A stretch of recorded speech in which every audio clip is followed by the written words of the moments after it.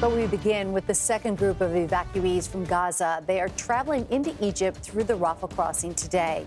This includes injured Palestinians and foreign nationals from an estimated 60 countries. It comes as international pressure mounts against Israel's offensive in Gaza. Airstrikes pummeled the enclave, including one that hit a refugee camp in central Gaza. The strikes coincide with Israel Defense Forces battling with Hamas fighters as it advances toward Gaza City. And for the first time, President Biden is suggesting a humanitarian pause to provide safe passage for some injured Palestinians and foreign nationals and for additional aid to be delivered to Gaza. CBS News foreign correspondent Chris Livesay joins us now from Cairo. Chris, it's great to have you with us. Paint a picture for us. What is the situation like unfolding at the Rafah crossing?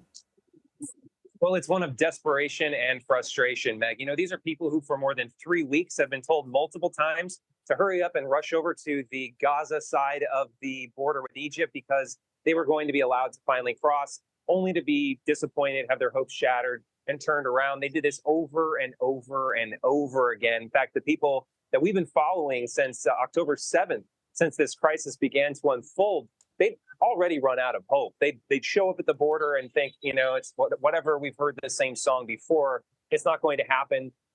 And so it was a feeling of amazement, but also of sadness, because these are people who are leaving behind loved ones, leaving behind relatives who don't have the proper qualifications in order to cross the border. You know, the people that we're talking to are dual passport holders. These are American citizens, but they've got a lot of family members who don't have American passports, and therefore they can't get out right now. It's such a desperate situation. Chris, what does the actual process look like? Who's getting through, who isn't?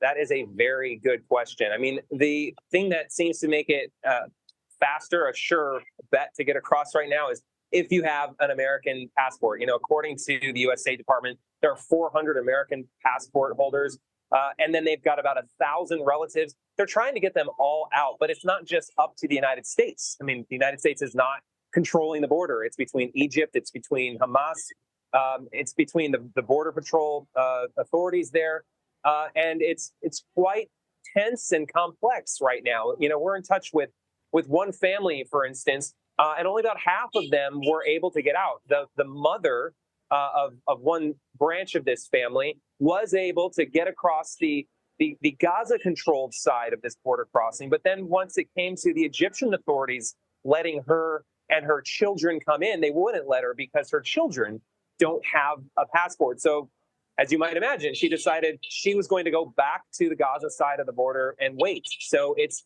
very complicated, and it's a kind of a kind of trial by error situation for all parties involved. Chris, what more are we learning about the Americans who were able to get out of Gaza in the first two waves of evacuees? So the first wave starting yesterday, they appeared to be, aid workers. Excuse me. These were people who were, providing aid.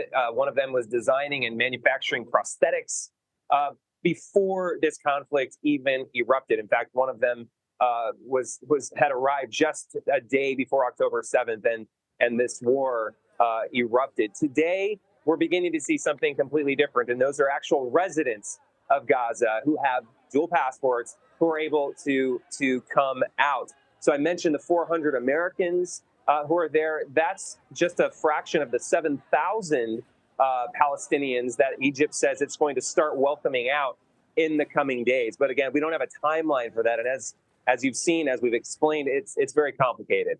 Well, speaking of a timeline, Israel has issued warnings in southern Gaza saying that, quote, time is running out. That sounds ominous. How is that impacting the activity at the crossing? Well, it's already a bottleneck, and the bottleneck is only going to become more chaotic as the conflict continues to narrow in. You know, the Rafah crossing and the town of Rafah has already been the scene of bombardment since the beginning of the war. As the invasion becomes more intense, the consensus is we're going to see more and more people crowding towards the southern border with Egypt. And Egyptian officials have been very nervous about this for many weeks now. They're worried about a potential human stampede forming at the border. They only have 750 soldiers of their own protecting that border. What's going to happen if you have hundreds, thousands, tens of thousands, even more people pushing at those gates? They're really concerned about what that's going to mean. So many disturbing images there at the border. Chris Livesay, thank you so much. Also joining us is Mark Cancian. He's a retired Marine colonel and senior advisor with the Center for Strategic and International Studies. Mark, thank you for joining us. President Biden is pushing for a humanitarian pause in the war, but has stopped short of calling for a ceasefire. Why is that significant, and how could it alter the influence the U.S. has on Israel's strategy? It's quite significant because up until now, the United States has said that it opposed any ceasefires. It was not going to interfere with the way the Israelis were fighting the war. Now the United States has signaled that, in fact, we will interfere, at least to some degree. It's possible that the operational effect will be relatively modest. That is, maybe a short pause, maybe some safe passage, some corridors.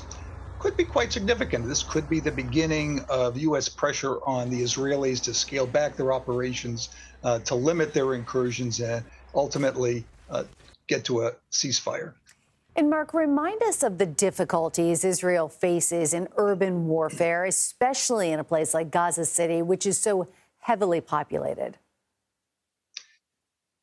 Fighting in an urban terrain is extremely difficult. Of course, there are many buildings.